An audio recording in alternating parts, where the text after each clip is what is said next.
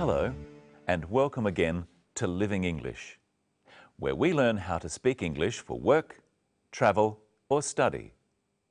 In each program, we look at a short drama, then practice our English.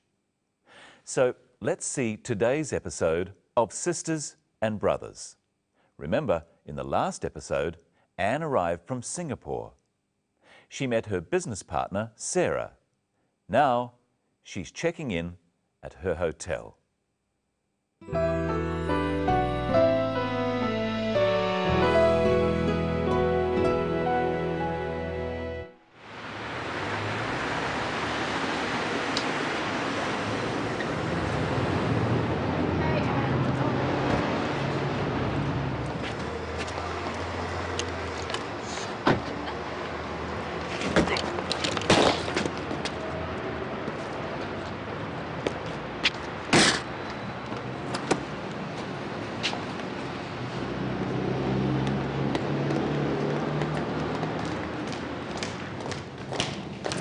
Thank you very much for picking me up. You're very welcome. You'll be all right here? Thanks, I'll be fine. And thank you, Mark, for helping with my heavy bag. Oh, don't mention it. All right then. Nice to meet you finally. I'll ring you tomorrow. Nice to meet you too. Goodbye. Good morning. Would you like to check in? Yes, please. And your name? Anne Lee? Yes. Could you just fill this out, please? How long will you be staying? 2 weeks. Are you here on business? Mainly business. Will you need a hire car? No, thank you. And will you need a map of the city? Maybe later. And will you want a newspaper in the morning? No, thank you. Okay. And how will you be paying, Ms. Lee? Credit card. Thank you. There you go.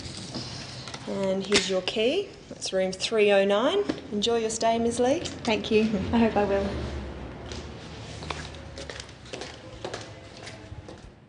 In that episode, we saw how to say thank you and how to reply.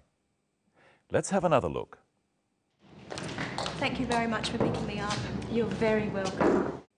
Anne says, thank you very much. This is a polite way of thanking someone.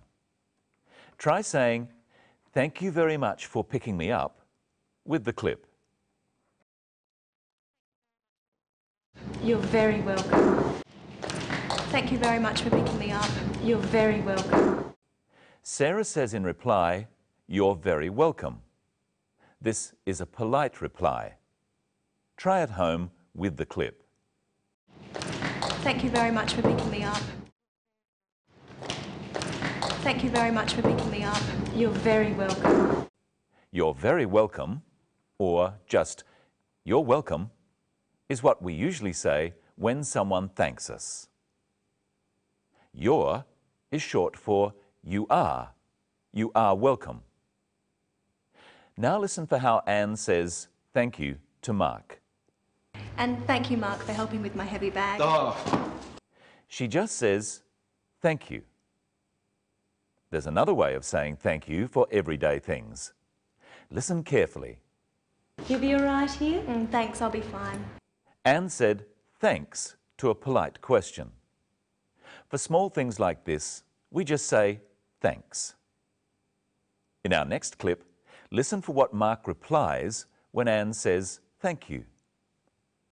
And thank you, Mark, for helping with my heavy bag. oh, don't mention it. Mark says, don't mention it.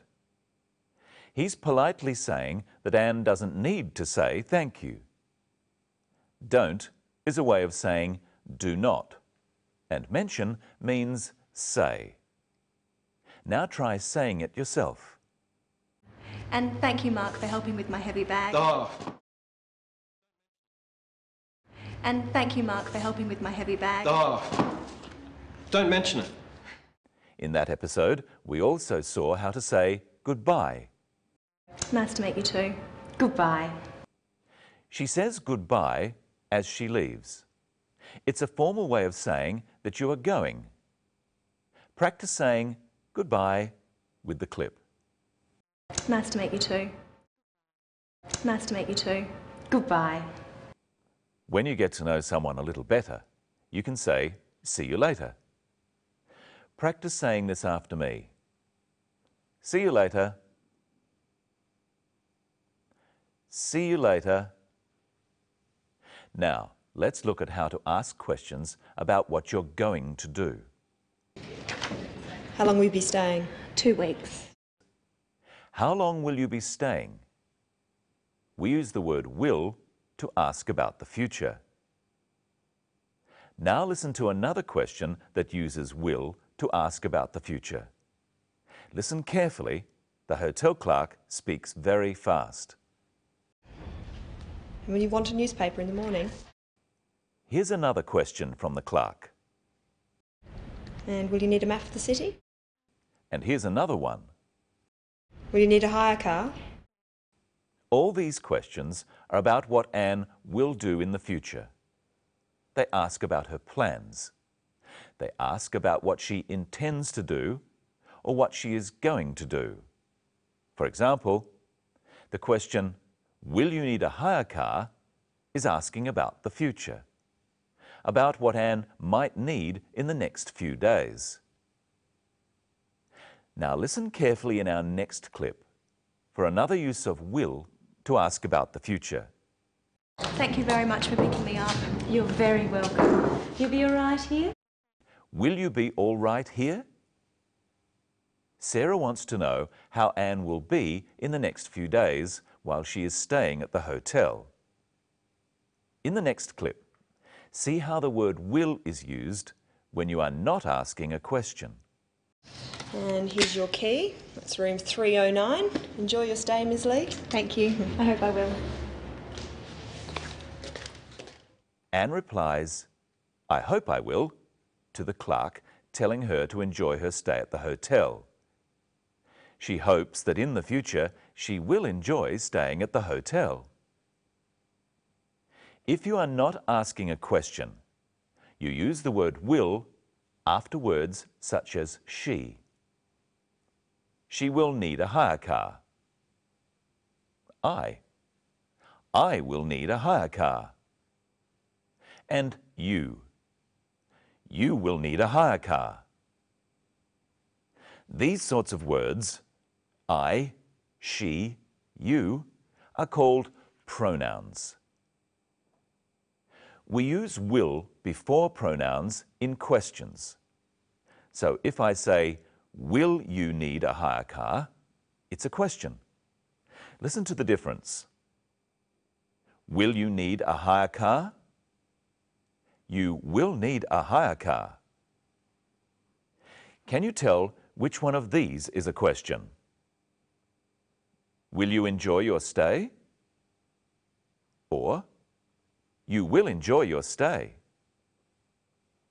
Will comes before you, so will you enjoy your stay is a question. It's asking about something in the future. When will comes after you are just saying what you think is going to happen. You will enjoy your stay. And here is Michelle. Hello, Michelle. How are you? I'm fine, thanks, Brenton. Hello, everyone. What will we talk about today? We'll talk about how to pay for things and more about the word will. Now, Brenton, you're going on a holiday to Fiji. I am? Let's pretend. I've brought some things here. Ask me if you'll need them, and you ask at home too, using will I need. Remember, it's hot in Fiji and there's lots of beaches. All right. Sunscreen. Will I need sunscreen? What do you think? Yes, you will. Traveller's checks. Will I need traveller's checks? Yes, you will. Sunglasses. Will I need sunglasses? Yes, you will. Teddy bear. Will I need a teddy bear? No, you won't. I might. Now you answer the questions. Will he need sunscreen? Yes, he will. Will he need sunglasses? Yes, he will. Will he need a teddy bear? No, he won't. Oh. Now, let's look at the scene where Anne pays for her hotel room. How does she pay? And how will you be paying, Ms. Lee? Credit card. Anne pays by credit card. How else can you pay for things? Well, you can pay in cash. So we say you pay by credit card or in cash. How else can you pay? Well, you can often pay by EFTPOS.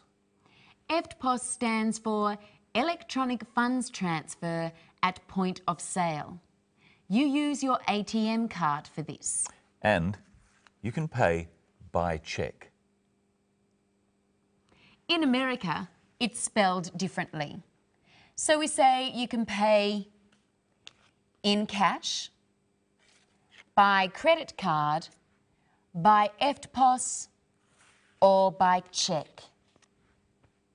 Practice saying by credit card with the clip. And how will you be paying, Ms. Lee? And how will you be paying, Ms. Lee? Credit card. Did you hear what the clerk called Anne Lee in that clip? Listen again. And how will you be paying, Ms. Lee? Credit card. She used her formal title, Ms. Lee. What's your formal title, Brenton? My formal title is Mr. Whittle. Men are called Mr. We say Mr. before our last name. My full name is Brenton Whittle, so I'm Mr. Whittle. So the Mark Taylor in our film is Mr. Taylor. Yes. And are you Ms. Crowden? I might be. I might not be. What do you mean? Women can be called Ms., Miss or Mrs. Well, they all sound like each other. Yes, but they're different. You can only be called Miss if you're not married and Mrs. if you are married. Are you a Miss or a Mrs.? I like to be called Ms. Any woman can be called Ms, just like any man can be called Mr. Practice these after me. Mr. Whittle. Mrs. Taylor. Miss Taylor. Ms. Lee.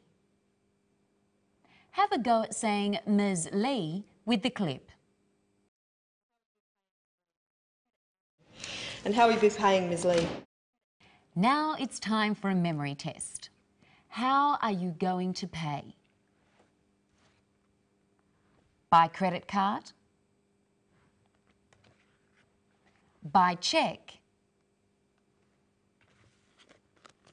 In cash?